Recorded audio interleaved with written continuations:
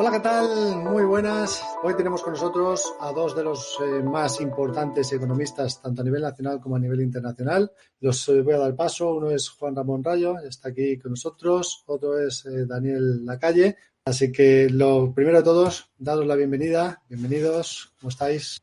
Muy buenas Muy tardes. bien. Muchas gracias por la invitación, AIG. La idea es tratar de ver cómo está afectando la guerra a España, pero yo creo que es interesante, ¿no? Antes de entrar en ese tema principal, me gustaría que me pudieras comentar, antes, vamos a ir por partes, si os parece, ¿no?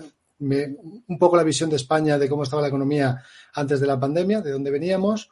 Luego haremos una segunda parte en la que cómo se ha gestionado la pandemia en España comparativamente con otros países. Los bancos centrales y la inflación derivada de todas las políticas monetarias ultra expansivas que hemos visto. Y bueno, efectivamente, cómo ha afectado la guerra y cómo está afectando y cómo puede afectar en el futuro. Así que, si os parece, empezamos por la primera. Os dejo a vosotros la palabra y no sé quién quiere empezar, si Juan Ramón o Daniel, cualquiera de los dos. ¿De dónde veníamos antes de la pandemia? Bueno, yo creo que estaba bastante claro que la economía española, no solo española, la mundial en general, pero también la española, estaban en un proceso de desaceleración, de ralentización. No drástico, no necesario, aunque ahí hay opiniones para todos los gustos, pero aparentemente no drástico, no para entrar en recesión, pero sí de desaceleración. Por tanto, no era un contexto a medio plazo especialmente optimista, especialmente favorable. Lo que sucede es que, bueno, la llegada abrupta de la pandemia, pues de alguna manera interrumpió esa tendencia que ya venía sucediéndose desde hacía varios años, pero que en 2019 es cuando estaba de una manera más acusada. Sí, yo creo que es muy importante recordar que en el cuarto trimestre del año 2019 la economía francesa, la italiana, por ejemplo, estaban en crecimiento cero. La economía española estaba muy por debajo de los niveles de crecimiento que se habían estimado a principios de enero de 2019 y Alemania estaba al borde de la recesión. Entonces, lo primero que tenemos que entender es que antes de la pandemia la situación era de un avance hacia eso que gente como Larry Summers llama el estancamiento secular, particularmente en la eurozona. Estados Unidos iba por su camino, de otra manera completamente diferente, pero sí es verdad que la economía global ya estaba acusando el efecto contractivo que se genera después del efecto placebo de los grandes planes de estímulo. Y con ello llegó la pandemia, ¿verdad? Y la pandemia pues tuvo un impacto muy importante sobre las economías y en el caso de España, la peor caída de todas las economías de nuestro entorno. En la OCDE solamente fue peor uno de los países y luego adicionalmente el mayor aumento de déficit, que es uno de los factores esenciales para entender por qué esa combinación de una enorme caída y un enorme aumento del consumo de reservas monetarias generó después lo que estamos viviendo ahora mismo, que es la elevada inflación.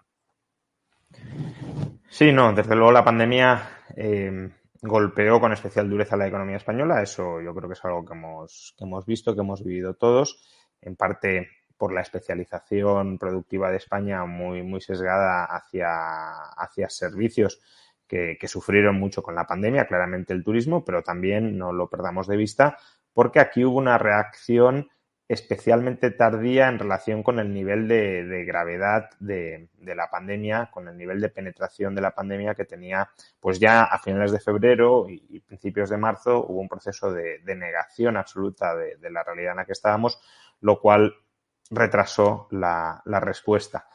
Insisto, la retrasó respecto a los niveles de contagio real que teníamos, ¿no? Porque otros países, es verdad, reaccionaron a lo mejor más tarde, pero no tenían las cifras que nosotros teníamos de contagiados o de fallecidos reales, ¿no? Si las estuviéramos midiendo correctamente. Y efectivamente, luego, pues la respuesta que dio ahí no solo España, sino en general todo Occidente, quizá España en el caso de la política fiscal, también por la caída del PIB, de una manera más acusada, pero en general la respuesta que se ha optado por dar frente a la pandemia desde Occidente fue una respuesta que yo creo que vino viciada o muy influida por por la falta de inflación durante los años anteriores.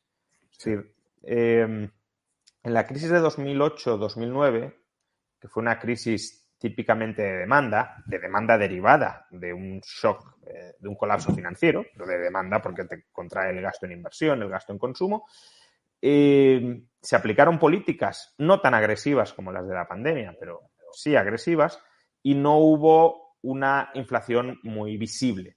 Y eso ha llevado a que en los últimos años, pues algunas escuelas de pensamiento tan heterodoxas como la teoría monetaria moderna, que básicamente decían que podemos crear prácticamente cualquier cantidad de dinero que queramos, que mientras no alcancemos el pleno empleo de los recursos no va a haber inflación, pues esas ideas empezaron a arraigar. Y claro, si en 2008-2009 hubo mucho déficit, hubo mucha expansión monetaria y no hubo inflación, pues entonces se llegó a la conclusión de que en 2020 y en parte en 2021 se podría hacer lo mismo y tampoco habría inflación. Pero claro, hay varias diferencias importantes con respecto a lo que pasó entonces. La primera es que ya ha habido mucha deuda acumulada, entonces añades más deuda sobre unos niveles de deuda que ya eran muy altos. Eso de que no solo hay que considerar la tasa de variación, hay que considerar también el nivel. Si el nivel está muy alto, pues a poco que incrementes a lo mejor ya generas consecuencias. Eso es lo primero. Lo segundo es la naturaleza de la crisis. La crisis de 2008-2009, como he dicho, fue una crisis por contracción del gasto agregado derivado del colapso financiero, del colapso del gasto a crédito, pero colapso del gasto. Entonces, claro, si cae el gasto privado y aumentas el público, pues no se acumularán distorsiones, pero no se tienen por qué manifestar claramente en inflación. Un gasto cae, el otro aumenta, quizá más o menos se mantenga el gasto agregado en el mismo nivel. Aquí no. Aquí tuvimos, es verdad, en 2020 una paralización temporal del gasto privado, porque básicamente no se podía salir de las casas, pero no había una voluntad de dejar de gastar, porque era una crisis de oferta. Entonces, si tú dejas de producir por cuestiones de la pandemia y por órdenes gubernamentales, y le añades una cantidad ingente de gasto público y de estímulo monetario, pues cuando reabras, sumarás al gasto privado el gasto público, gasto privado además alimentado por las políticas de estímulo monetarias, y te llevarán a la inflación que estamos experimentando ahora mismo. Es decir, que la inflación actual, y luego podemos hablar un poco más sobre ella porque da para mucho, hunde sus raíces en la respuesta política global que se da a la pandemia. Efectivamente, y yo creo que además, por ahondar en lo que acaba de decir Juan, no podemos olvidar que se introdujo la idea en el pensamiento cercano a los gobiernos que, como lo que había pasado en el año 2008-2009 no había creado una elevada inflación, ojo, había creado una enorme inflación en activos y había creado una enorme inflación en los bienes y servicios no reemplazables. Pero en cualquier caso, como el IPC no subía como se temía, entonces, ¿qué es lo que ocurre en el año 2020? En el año 2020, el aumento de masa monetaria combinado de Estados Unidos y la eurozona es el mayor de toda su historia. La eurozona aumentó su masa monetaria más de un 20% y el nivel de expansión de gasto, de expansión monetaria va directamente, como bien ha dicho Juan, a gasto público. Es decir,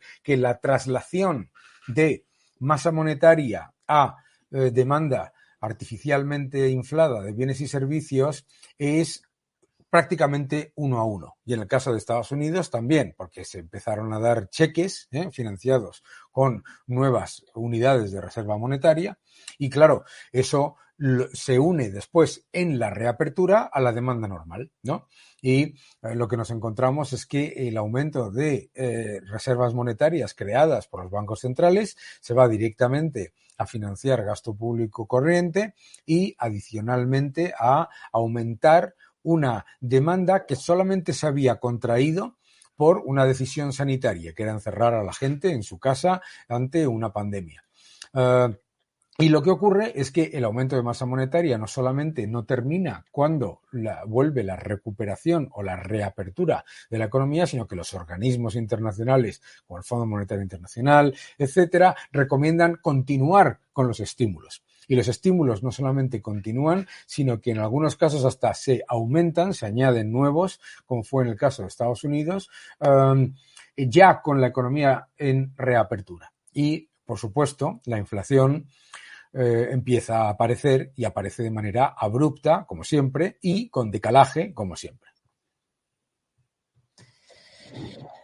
Y esa es la situación en la que estamos en este momento. Es verdad que el perfil de inflación de Estados Unidos y de la eurozona es un poco distinto. Ha habido más recalentamiento fiscal de gasto directo, porque en Europa el déficit estuvo muy vinculado con políticas de mantenimiento de rentas, sí, especialmente de personas desempleadas o con empleo suspendido. Por ejemplo, en España el esquema de los ERTE. En Estados Unidos el programa fiscal fue mucho más orientado a suplementar la renta de todos los ciudadanos para que gastaran, los famosos cheques de los que hablaba Daniel, y eso pues ha contribuido a recalentar más la economía y por tanto es cierto que en Europa la inflación tiene un origen, perdón, en Estados Unidos tiene un origen de mayor recalentamiento de lo que lo tiene en Europa. La economía europea, claro, decir que la economía española está recalentada, pues hombre, aún no hemos recuperado ni siquiera el nivel de PIB prepandemia. Por tanto, un recalentamiento en ese sentido de la economía funcionando a todo su potencial no hay. Ahora, que parte del crecimiento económico que estamos experimentando es un crecimiento cebado artificialmente por las políticas fiscales y las políticas monetarias y que, en todo caso, hemos importado inflación, estamos importando inflación por un exceso de gasto agregado mundial en relación con la capacidad de la economía real para atenderlo, pues eso creo que es evidente. Incluso el Banco Central Europeo ha terminado reconociendo que estamos importando inflación. Y ahí el riesgo de que estemos importando inflación, al margen de que la inflación ya de por sí genera un empobrecimiento de la población, pero ahí el riesgo es que entremos en una espiral inflacionista aún sin recalentamiento de la economía. No olvidemos que bueno, pues una de las etiquetas que está regresando estos días, y no por casualidad, es la de la estanflación de los 70. Y la estanflación significa que tienes la economía estancada y hay inflación. Por tanto, hay inflación que va asociada a recalentamiento, y esto es muy claro hoy en día en Estados Unidos, pero puede haber inflación aún sin recalentamiento. Y ese es el riesgo en el que puede incurrir Europa si se duermen en los laureles a la hora de reaccionar a esta inflación históricamente alta que estamos experimentando a ambos lados del Atlántico. No es un tema ni mucho menos para tomarse a broma, y los bancos centrales durante demasiados meses han estado, no sé si mareando la perdiz entre los mercados o han estado poniéndose una venda en los ojos para no querer ver la realidad, pero lo cierto es que la inflación venía aumentando de manera muy agresiva desde antes de la guerra.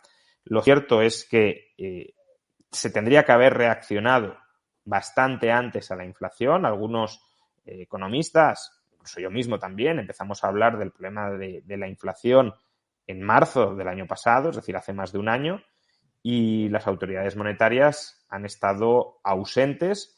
El Banco Central Europeo sigue ausente a día de hoy. La Reserva Federal parece que se está empezando a poner un poquito las pilas en los últimos 2 meses, pero aún así, claro, una inflación de casi el 10% con los tipos nominales casi al 0% es una barbaridad económica de proporciones históricas.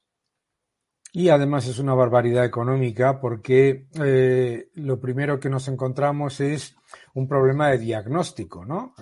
Se toman unas agresivísimas políticas de demanda ante un cierre forzoso. Uh-huh. Esas políticas de demanda generan, es verdad que no hay un recalentamiento a nivel agregado de la actividad dentro de la eurozona, pero sí tenemos niveles de gasto público que se han disparado a niveles récord, ¿no? Y además justificados precisamente retroalimentados con la idea de que como la economía todavía no ha vuelto a su pleno potencial, pues los esquemas de empleo subvencionado, ¿no? Lo que aquí llamamos ERTE, los los programas de cheques financiados con nueva emisión monetaria, etcétera, continúan. Y claro, en el Banco Central Europeo, pues Christine Lagarde dice, no, es que la inflación en Europa no tiene nada que ver con la de Estados Unidos. Y como dice Juan, pues efectivamente no son los mismos factores. Pero es que el principal, que es el que ella niega, es que en Estados Unidos se puede recalentar la economía y la inflación está a niveles relativamente más aceptables por la población. ¿Por qué? Porque los salarios nominales suben un 4%, la inflación es del 7%, la pérdida de poder adquisitivo es solamente del 3%, aunque no es poco. Pero en el caso de Europa, los salarios nominales no crecen o crecen muy poco y la inflación es muy elevada. Adicionalmente, y el elemento más importante es que en la Unión Europea y en el Banco Central Europeo siguen sin querer reconocer lo más importante de todo, que es que el dólar es la moneda de reserva del mundo, el dólar es por lo tanto, se permite la posibilidad de aumentar su oferta teniendo en cuenta que hay una demanda global que aumenta cuando está el entorno económico y con incertidumbre o con percepción de riesgo, etcétera, es decir, hay más demanda de dólares cuando, como comentaban, de hecho, en la conversación anterior, cuando el mercado pues se vuelve más volátil, etcétera, etcétera, y eso no ocurre con el euro. De hecho, el Banco Central Europeo, además de ir muy retrasado en cuanto a medidas para combatir la inflación, está ignorando uno de los problemas más grandes, que es que el euro está a mínimos de 7 años, si no me equivoco, y además que lo que sostenía al euro como moneda de reserva del mundo, como moneda adicional de reserva del mundo, aparte del dólar, que era el enorme superávit comercial que tiene la eurozona, ahora se ha convertido en déficit comercial. Es decir, la demanda de euros está bajando mientras la oferta de euros no se está reduciendo. Y eso es un gran peligro ante una respuesta equivocada y sobre todo que ignora la posición monetaria del Banco Central Europeo relativa a la Reserva Federal. O sea, a mí que los salarios no estén aumentando tanto en la eurozona, en parte me tranquiliza que todavía no se ha desatado una espiral precios-salarios. El problema es cuánto se va a aguantar sin que se desate. Estamos escuchando hablar de pacto de rentas, que pacto de rentas básicamente es que los trabajadores y los empresarios acepten empobrecerse por la alta inflación que están provocando los gobiernos y a la que no le quieren poner freno. No olvidemos que la inflación, como decía Friedman, es un impuesto sin legislación. Por tanto, nos están cobrando a todos un impuesto extraordinario y lo que nos piden es que lo paguemos, ¿no? Que no intentemos repercutírselo a otros. Y bueno, hombre, para estabilizar las expectativas de inflación y para que no se descontrole, es necesario. Es verdad que hace falta, aunque no es lo único ni lo principal que hace falta, pero sí tiene que acompañar. Pero tengo serias dudas de que esto, si no se ataja la inflación por otro lado, vaya a poder aguantar mucho. El año pasado los trabajadores españoles ya sufrieron la mayor pérdida de poder adquisitivo de todo el siglo XXI, ni siquiera, obviamente, los que mantuvieron su empleo. En la crisis anterior, pues hubo muchos más que si quedaron desempleados perdieron más poder adquisitivo porque no tenían salario. Pero los que mantuvieron su empleo perdieron más poder adquisitivo incluso que en el año 2012, en términos promedio. Y 2022 será peor. Entonces, en algún momento los trabajadores, y me parece humanamente comprensible, otra cosa es que a lo mejor genera más daño que beneficio a medio plazo, pero los trabajadores empezarán a pedir aumentos salariales que les compensen la inflación. De la misma manera, claro, a un empresario, si se le están encareciendo todos los costes, decirle no, pero no, pacto de rentas, no subas tanto tus precios. Hombre, ya, pero es que si me han subido los costes y tengo que congelar los precios, pues cierro o dejo de producir tanto porque mis márgenes se están reduciendo o incluso se han vuelto negativos y si no repercuto mis mayores costes en mayores precios, pues no me sale rentable producir. Y eso también genera inflación, porque si dejo de producir hay más escasez y si no retiro capacidad adquisitiva desde el lado de la política fiscal o la política monetaria, más escasez de oferta, mismo gasto, pues más inflación. Entonces, yo creo que ahí hay una bomba de relojería que puede estallar si no se desactiva con políticas monetarias y fiscales decididas. De hecho, las expectativas de inflación ya están empezando a aumentar en la eurozona.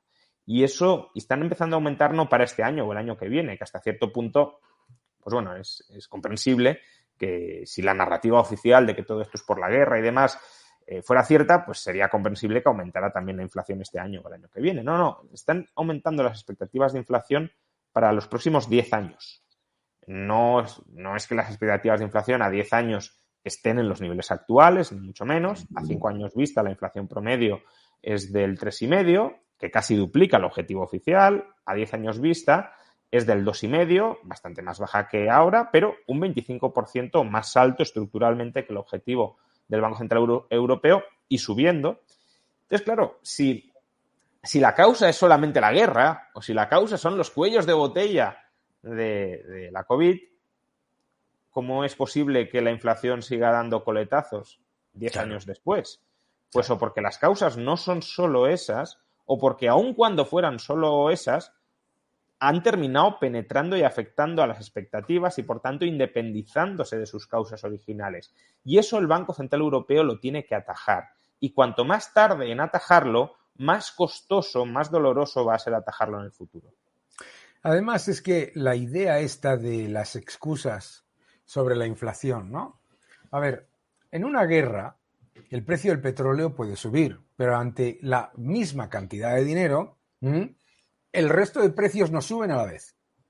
Es imposible, ¿de acuerdo? Si hay un problema de cuello de botella, se puede disparar el precio de los fletes de Singapur, pero no se dispara el precio del tomate de Almería, ¿de acuerdo? ¿Cuál es el problema fundamental? El problema fundamental es que, como siempre ocurre en los procesos inflacionarios, los defensores del inflacionismo nos quieren llevar a pensar en consecuencias como causas. Y las consecuencias son, efectivamente, claro, ante una guerra en la que se percibe que hay mayor escasez de un bien ya relativamente escaso, hay más cantidad de dinero yendo a un bien relativamente escaso, desde el libro, ¿no? ¿Cuál es el problema adicional con el que nos encontramos en eso que tú acabas de comentar? El que acabas de comentar, Juan. Que las expectativas de inflación a 10 años, en los que, por supuesto, nadie está estimando ni que vaya a haber guerra ni que vaya a haber cuellos de botella, resulta que se han duplicado, no aumentado ligeramente, duplicado, ¿no? Y que ya estamos empezando a escuchar por parte de los economistas inflacionistas que, bueno, es solamente un 3,5%. Un 3,5% significa probablemente que la vivienda se duplique. Un 3,5% significa que probablemente los precios de los alimentos y de los bienes no reemplazables se aumenten entre un 30 y un 45%. Es que nos olvidamos de este tipo de cosas, que la inflación, como se mide con el IPC, no deja de ser una cesta. El otro gran problema es el de ascribir el del pacto de rentas, que vuelve a intentar incidir sobre la inflación y las causas de la inflación con consecuencias, ¿no? Y la idea de que tú puedes decidir en una frontera ridícula, que es la de España, reducir la inflación poniendo de acuerdo a los asalariados y a los empresarios. El pacto de rentas es una sandez por una sencilla razón. No puedes poner de acuerdo a millones de agentes económicos, sobre todo millones de agentes económicos en el extranjero, para controlar la subida de precios causada por el aumento de gasto público monetizado, sobre todo cuando ese pacto de rentas, y me parece que había sido Juan que puso un tuit en esta mañana o algo que fuera, que decía: ¿cómo puede ser esto de pacto de rentas si la idea es seguir pagando pensiones aumentadas con el IPC y financiadas con nueva emisión monetaria, ¿no? Y claro, la evidencia es muy clara, ¿no? Si ves la lista de los países del G20 en cuanto a mayor inflación con respecto a menor inflación, el factor determinante no es quién importa más petróleo, ni quién importa más gas, ni quién tiene más problemas de lo que llaman cuellos de botella. La inflación en Suiza es menos de un tercio de la inflación en el resto en los países de la eurozona. ¿Qué cambia entre la eurozona y Suiza con respecto a eso? La moneda. Entonces, lo que tenemos que tener, y por qué Japón tiene muchísima menos inflación que países que son mucho menos importadores. ¿Por qué España tiene más inflación que Alemania, siendo Alemania mucho más dependiente del gas ruso? Porque España, con ese enorme déficit que comentábamos antes, no solamente fiscal, sino un enorme déficit comercial, masivamente aumentó el consumo de reservas monetarias con respecto al resto de países que aportan más reservas monetarias de las que consumen. El pacto de rentas tiene varios problemas, ¿no? Uno es el que comentaba Daniel, que, bueno, ¿cómo consigues coordinar a millones de personas para que todos eviten subir tanto los precios y los salarios como tú no querrías que subieran? Yo sigo pensando que no está mal que haya un pacto de rentas en la medida en que se pueda, pero que no sirve de nada si no se corta de raíz el problema, ¿no? Si se cortara de raíz el problema, pues puede servir para que no se te desate la inflación, las expectativas, ¿no? Pero si sigues teniendo el exceso de gasto monetizado, el exceso de política fiscal y monetaria, pues al final termina estallando, ¿no? Pero es que además el pacto de rentas tiene otro problema y es ¿hasta cuándo? ¿Pacto de rentas hasta qué momento? Vale, este año hacemos pacto de rentas. Muy bien. ¿Y el año que viene? Claro. ¿Y en 2024? ¿Y qué pasa si hemos estado 3 años de pacto de rentas? En 2025 o 2026 los agentes se sueltan el cinturón y dicen, bueno, yo he estado reprimiendo mi aumento de salarios durante 3 años, ahora quiero un aumento salarial del 15%. Y los empresarios, yo he tenido mi margen contraído durante 3 años y ahora lo voy a aumentar un 20, un 25 para compensar los años anteriores. Entonces, ahí se te puede desatar. Claro, si tú has cortado la causa original, que es el exceso de gasto agregado, la política monetaria y fiscal expansiva, pues, claro, si un empresario intenta subir precios un 20 y no hay gasto suficiente, pues no podrá subirlos. Claro. Pero si sigue habiendo ese gasto embalsamado, si tú lo sigues cebando, pues se subirán. Y se subirán, quizá no este año, pero sí dentro de 1 año, o de 2, o de 3. Entonces, que es nuestra experiencia, por otro lado. Esa es la experiencia. Esa es la historia de España. O sea, la estanflación de los años 70 es exactamente eso. Y entonces se llegaban a acuerdos entre sindicatos y empresarios para moderar, ¿no? Y los ministros lo anunciaban en la portada del País y tal y cual, para moderar el aumento de los precios y de los salarios, y 3 años después se te disparaban, porque claro, 3 años después pues decían, oye, que han subido los precios. Claro, ahora estamos hablando de niveles de inflación que los que nos estáis viendo, que probablemente seáis muy jóvenes, no recordáis, pero estamos hablando de épocas en las que le decían, oiga, que nos tienen que subir los salarios un 20%. Sí. No, es que al final la causa es la que es. Y la causa es el exceso de gasto agregado. Es verdad que la guerra y la pandemia pues lo han agravado, obviamente. Claro. Si tú tienes un exceso de gasto agregado y una restricción en el lado de la oferta, pues te subirán más los precios que si hubiese mayor elasticidad desde el lado de la oferta. Es decir, claro, que incluso imaginemos una economía con una oferta totalmente elástica. Pues si tú aplicaras una política de estímulo muy agresiva, pues incluso a lo mejor no habría inflación porque movilizaría recursos ociosos y eso llevaría a incremento de la producción, que esa es la visión puramente keynesiana en su versión más ingenua. Pero incluso Keynes era consciente de que, claro, conforme las economías y algunos tramos, algunas partes de la economía se acercan al pleno empleo, su oferta no es tan elástica, si tú sigues cebando el gasto agregado, te empezarán a subir por esos lados los precios, pero no porque la causa original sea la restricción de la oferta, sino porque una oferta restringida la empujas desde el lado del gasto. Claro. Lo que nos tenemos que plantear, y eso lo apuntaba antes Daniel, es, vale, es posible que haya un cuello de botella aquí, allí o más allá, pero ¿cómo es que de repente han aparecido cuellos de botella en todas partes? Pues porque hay un problema de gasto agregado, de exceso de gasto detrás. Y no olvidemos, ojo, y no olvidemos que en el 90% de esas cosas que los que nos estáis viendo habéis escuchado que hay enormes cuellos de botella y grandes problemas, Había sobrecapacidad en el año 2019, exceso de capacidad en Bueno, cobre. y hoy estamos en la mayoría de todo eso en unos niveles de producción superiores a los del año 2019. Es decir, Exacto. bueno, eso de decir, no, es que se produce demasiado poco y suben los Claro, precios. No, se produce mucho, pero como la demanda ha aumentado todavía más que la oferta, pues suben los precios. Pero claro.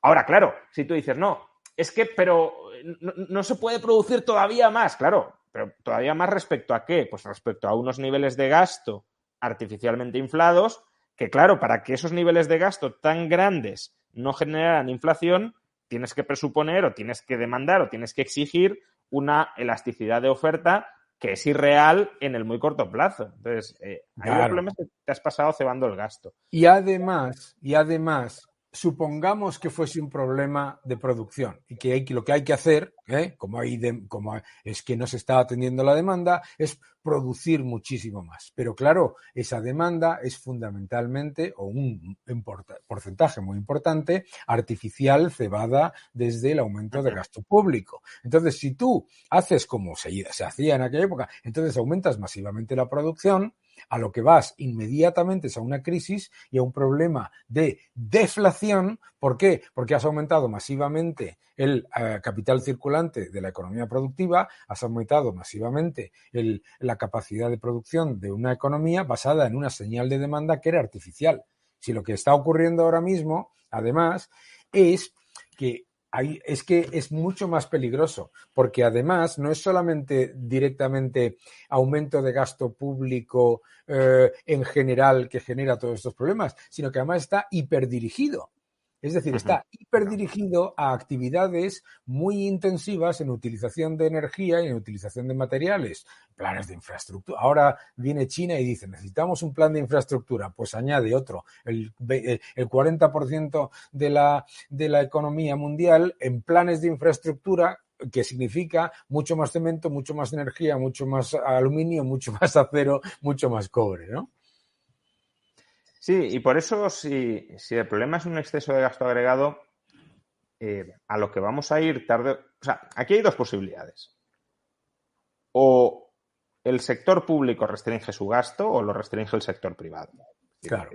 O se descontrola todo y aún así lo restringimos, porque una cosa es el nivel de gasto nominal y otra el real. Y el real solo lo puedes aumentar con más producción. No, por mucho que imprimas y por mucho que te endeudes, se puede gastar, se puede comprar lo que hay, no más de lo que hay. Entonces, si hay un exceso de gasto nominal, van a tender a subir los precios.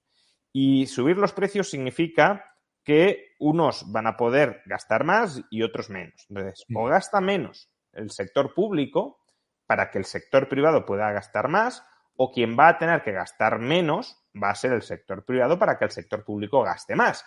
Que eso es, de nuevo, lo que significa el pacto de rentas. El pacto de rentas es cómete la inflación y no intentes protegerte o reaccionar frente a ella.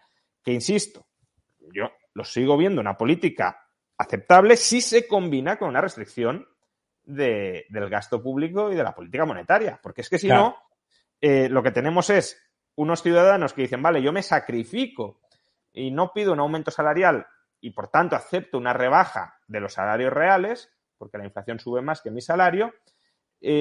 ¿Para qué? Para darle espacio de gasto al sector público, para que el sector público no necesite restringir su gasto y pueda seguir comprando lo que ese pobre señor, porque se ha sacrificado con subidas salariales muy por debajo de la inflación, ya no va a poder comprar. Entonces, en algún momento vamos a tener que ir a restricciones del gasto público o del gasto privado, más explícitas que las que tenemos hoy. Y eso me lleva a la idea de que, a pesar de que los tipos de interés han estado muy bajos durante mucho tiempo, ya en las últimas semanas ya no tanto, pero bueno, aún en términos históricos siguen muy bajos, ¿no? Ojalá cualquier gobierno firmaría con tener los tipos de interés actuales durante los próximos 20 o 30 años. Claro. Pero creo que por mucho que los tipos de interés hayan estado muy bajos durante los últimos años, vamos a volver a presenciar la necesidad de la tan odiada, tan vilipendiada austeridad durante tanto tiempo. Austeridad ya sea en forma de recortes de gasto público, que sería desde mi punto de vista lo ideal, aunque no parece que muchos gobiernos europeos, tampoco el español, estén por la labor, o austeridad, aunque sea por el lado de las subidas de impuestos para equilibrar el déficit y reducir el endeudamiento público. Porque, claro, si tú no pones coto al exceso de gasto agregado, pues la inflación se te va a seguir descontrolando. Y para ponerle coto, como digo, o gasta más o gasta menos el sector público o gasta menos el sector privado. O se recorta el gasto público o se recorta el gasto privado, y la forma de recortarlo, que es la que menos me gusta, obviamente, es con subidas de impuestos. Hay un escenario también más peligroso, que es en el que no ocurre ninguna de esas dos cosas y lo único que hace, que es básicamente lo que están intentando todas las instituciones estadísticas cercanas a los gobiernos y los gobiernos en sí mismos, que es disfrazar la inflación, ¿no? Es decir, que baja la inflación cuando no te está bajando la inflación. Y el empobrecimiento, y entonces el escenario final es más peligroso. ¿Por qué? Porque es el de estancamiento, con un nivel de inflación que a nivel subyacente y a nivel titular, a nivel nominal, se mantiene muy elevado para la capacidad de la productividad y de la productividad de la economía de generar superiores salarios reales. Entonces eso sí te lleva a un problema mucho más complicado. Y Es vuelvo al el tema. modelo argentino, ¿no? El modelo argentino. De los Kirchner, básicamente fue eso. Claro, el modelo argentino de lo que llamaban política monetaria inclusiva, que es básicamente que lo que termina ocurriendo es simplemente que hay un desplome de lo que es la demanda neta de la moneda.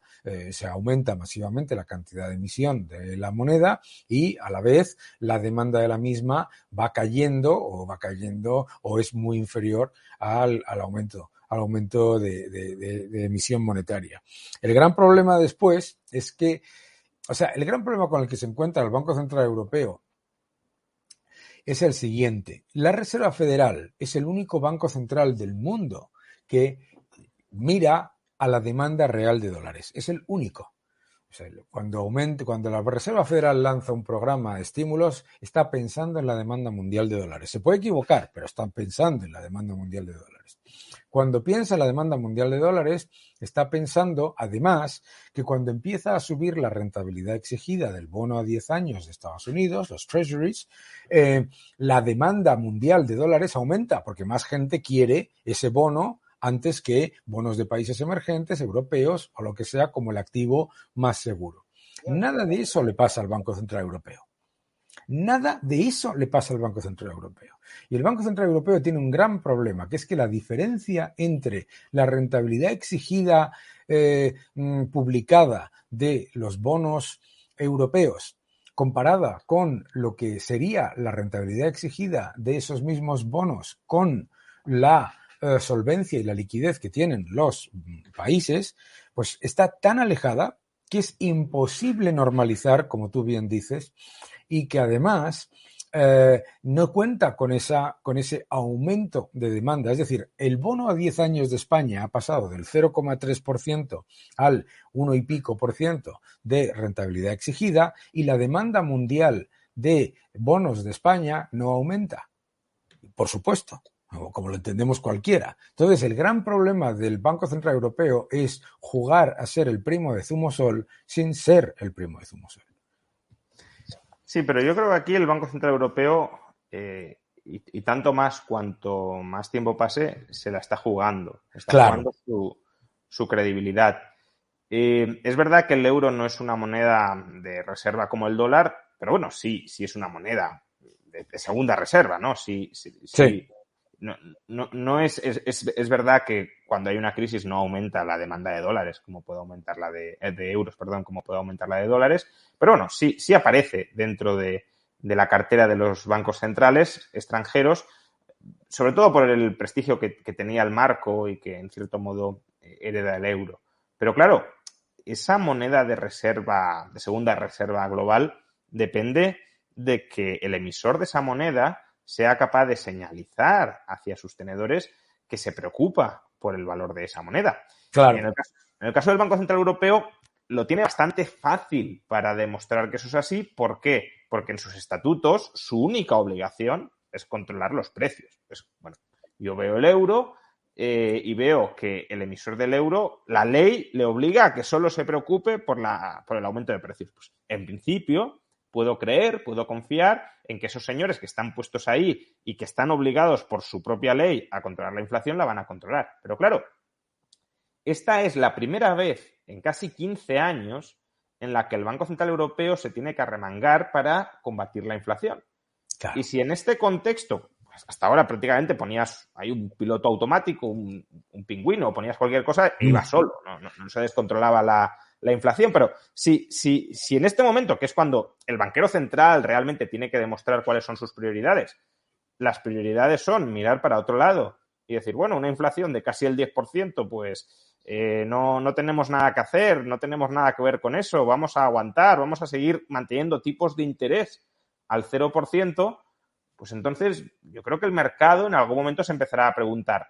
Una cosa es lo que pone en sus estatutos y otra, cuál es la práctica real de esta gente. Esta gente, la prioridad que tiene es proteger el valor del euro, es proteger al tenedor de la moneda frente a la inflación, o está pensando en que como la deuda pública de España está en el 120%, como la de Italia está en el 140%, como la de Grecia está en el 200%, como la de Francia está también cerca del 120%, no puede subir tipos de interés porque eso puede generar un problema de deuda dentro de la eurozona y, por tanto, el proyecto de moneda única se puede poner en cuestión. ¿O está pensando esta gente en que si sube tipos de interés a lo mejor aumenta el paro y eso no es conveniente? ¿O está pensando en que si sube tipos de interés pincharán las bolsas europeas y eso tampoco les interesa? Es decir, está pensando o puede estar pensando en todo menos en aquello en lo que tendría que estar pensando. Y si eso es así, la demanda de euros se puede reducir y si ya tenemos un problema de exceso de oferta, si encima te cae la demanda, pues la inflación se puede alimentar todavía más. Por eso digo que se la está jugando y no debería jugar tanto con fuego. Se le está jugando además porque, claro, el proyecto del euro, es que tú lo has dicho, nunca ha tenido que enfrentarse a esta situación.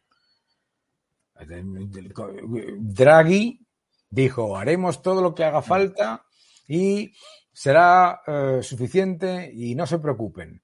E introdujo la idea en la mente de tantos y tantos personajes con los que tú y yo nos tenemos que lidiar cada día, de que no pasa absolutamente nada y que tú puedes, pues prácticamente lo que decías antes, la teoría moderna monetaria imbuida en la idea de que jamás vas a crear inflación. Pero claro,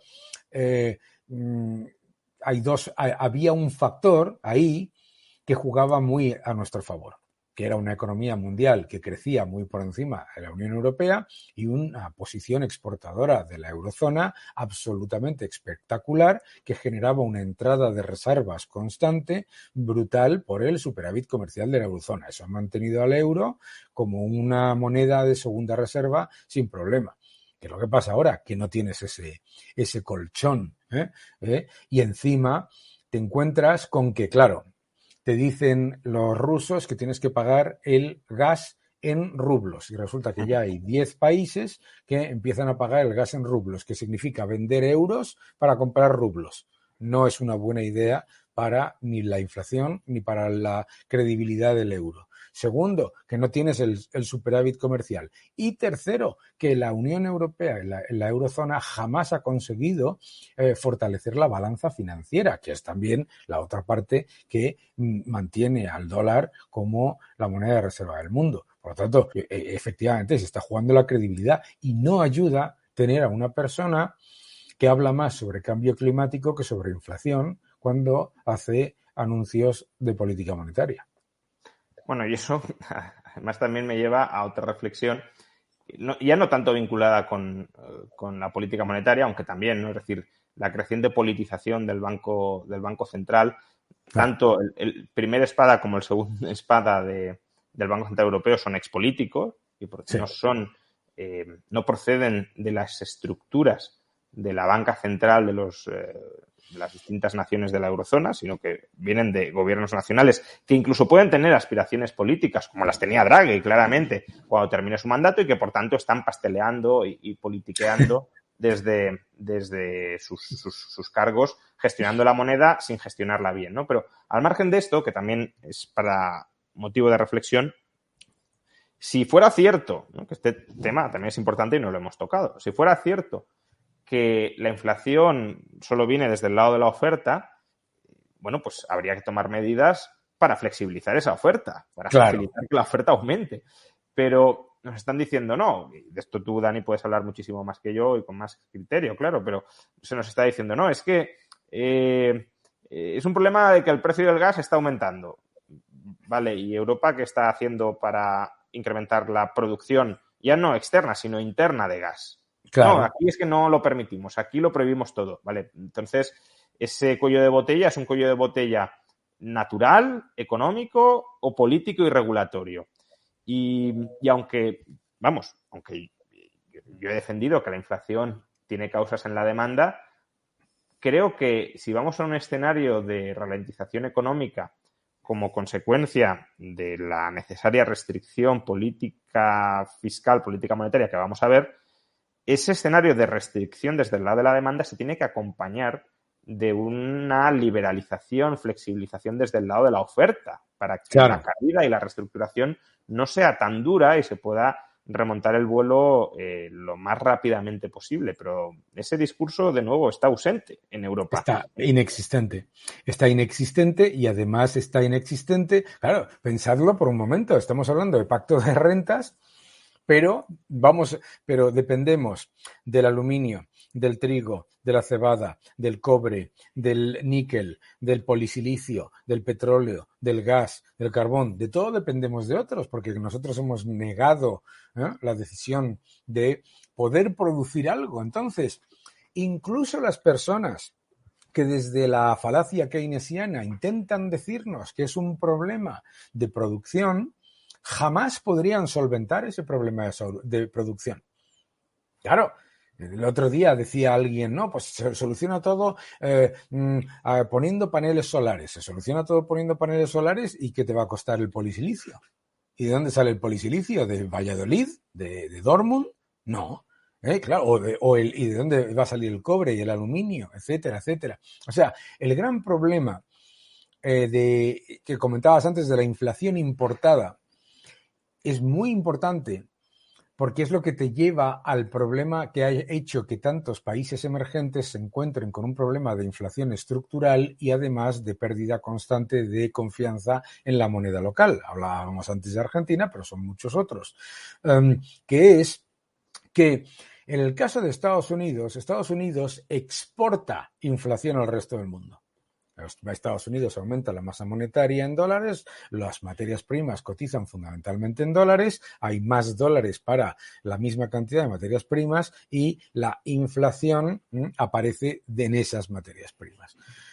La Unión Europea importa inflación y además restringe la capacidad de generar la oferta que podría mitigar la parte menos estructural o menos monetaria de esa inflación.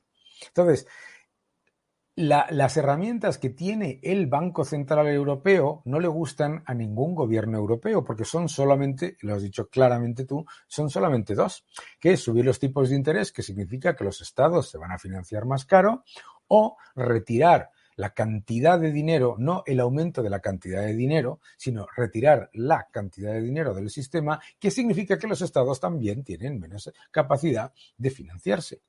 Con lo cual, es muy complicado para el Banco Central Europeo tomar decisiones que tengan un verdadero impacto. Y es por eso que es muy probable que, igual que pasó con la falacia del efecto base y la falacia de los cuellos de botella, aunque buscarán otra excusa, eso no te preocupes, que nos encontremos que la inflación subyacente, en vez de ser del 3 y pico por ciento o del 4%, pues sea del 4,5, 5%, y entonces tienes un problema de descontento social, ojo, que ya existía en el año 2018.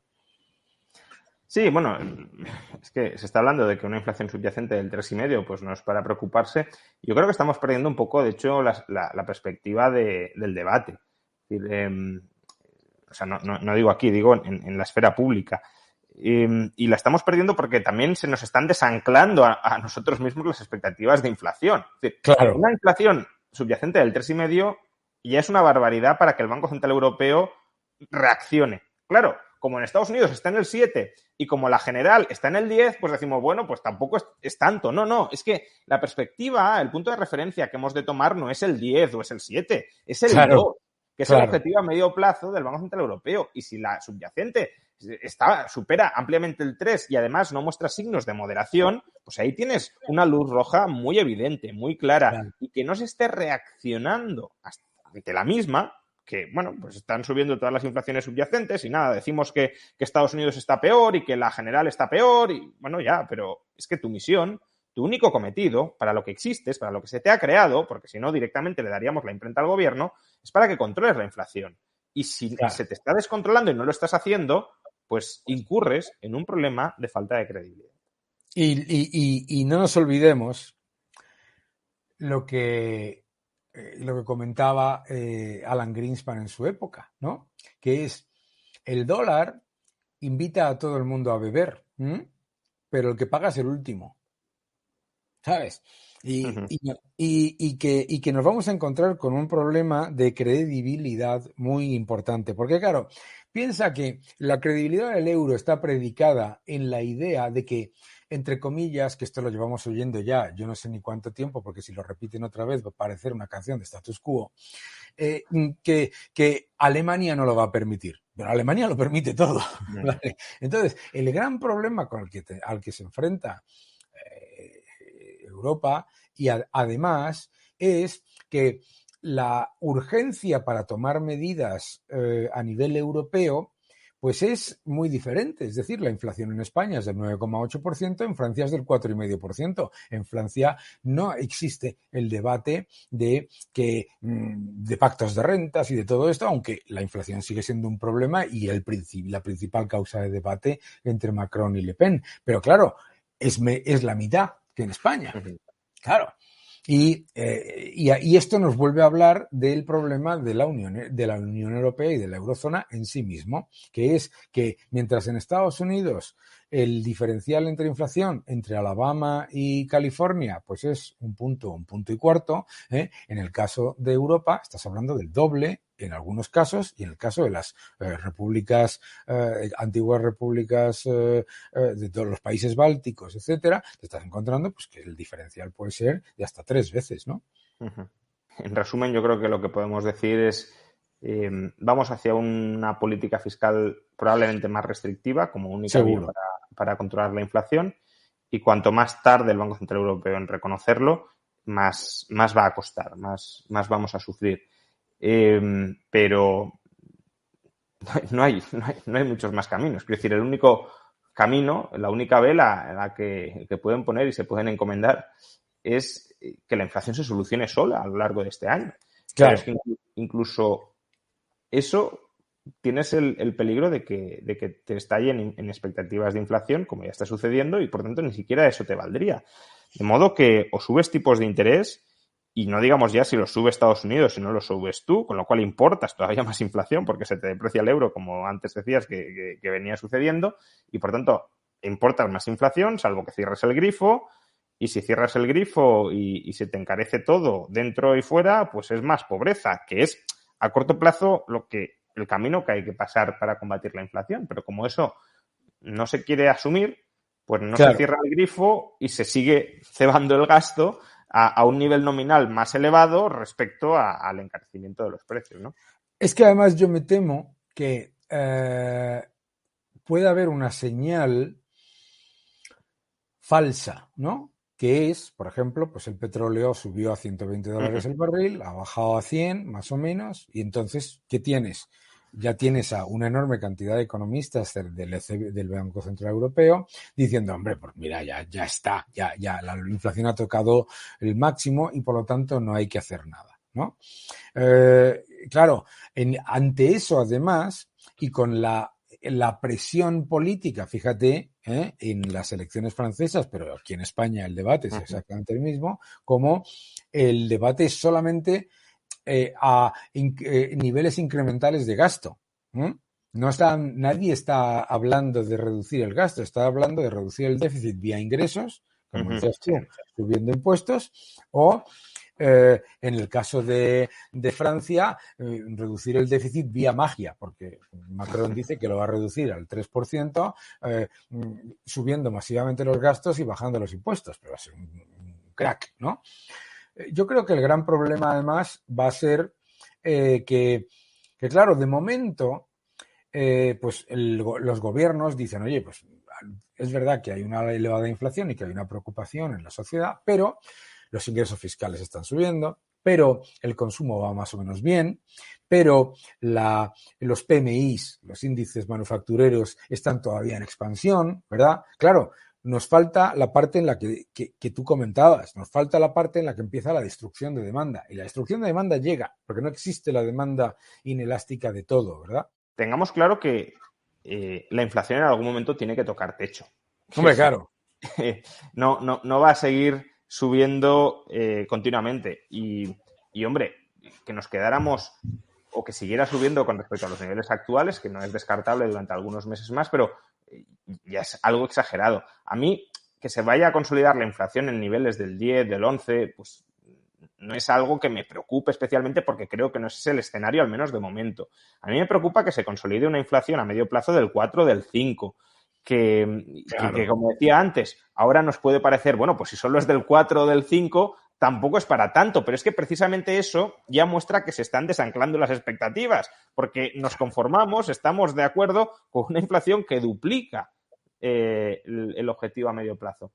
Y que la inmensa mayoría de los ciudadanos, me ha pasado esta mañana, la inmensa mayoría de los ciudadanos se creen que una reducción en la inflación es que bajan los precios. No, es que baja el ritmo de aumento de los precios. Que suben menos rápido, pero claro, creo que muchos pueden aprovechar los próximos meses, sobre todo no digamos ya si la guerra terminara y demás, para cantar victoria diciendo, bueno, pues ya hemos llegado al 10 y nos hemos quedado en el 6 o en el 5, esto ya se ha terminado. No. Si lo que de verdad va a costar es bajar al 2, no del 10 al 5. Eso, efectivamente, puede que se solucione pues, con el fin de la guerra, de la invasión de Ucrania, con la normalización de algunos cuellos de botella, pero lo complicado es esa parte de la inflación esperada que está aumentando estructuralmente y que ahí sí que necesitas de políticas duras para corregir y para que cambien las tornas de las expectativas. Sí. Bueno, la verdad es que está siendo maravillosa la charla. No hay más que ver los comentarios que nos estáis dejando. Desgraciadamente tenemos solamente una hora. Sé que podríamos estar muchísimo más tiempo y además encantado de poder escuchar a estos dos genios, como bien han comentado en comentarios.